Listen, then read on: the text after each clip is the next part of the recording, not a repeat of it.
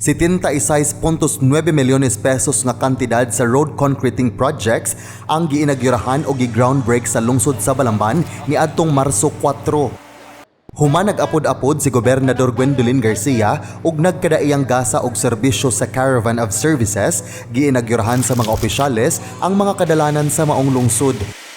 Unang gisobhan mao ang 12.2 milyones pesos nga liki kabagdalan road section nga kapin usa ka kilometros ang gitas-on.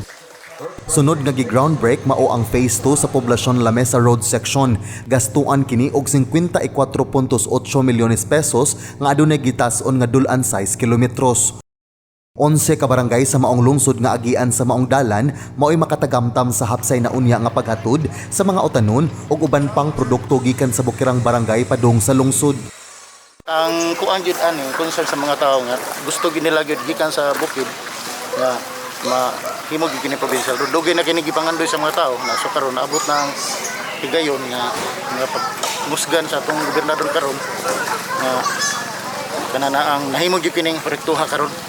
Ang budget ani 2019 ang first phase, 2020 ang second phase, 2021 naman ni ron kung ano ko din ito. Alam ni ining tiga. Aron mahuman na gyud na utog na atos boundary luka na. Namo na to ng phase 1, balik na sa ko para phase 2. O pag groundbreaking sa phase 3. Mohon, karon to iga. Karon to iga ha.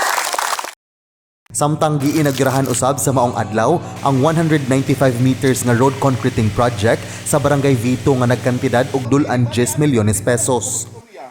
Sa katapusan, makaptiner na yung dagdahan nga maayo-kayo. Simentado o niya hapsay na kayo ang atundan. John Fredson Granada, Balita sa Sugbo.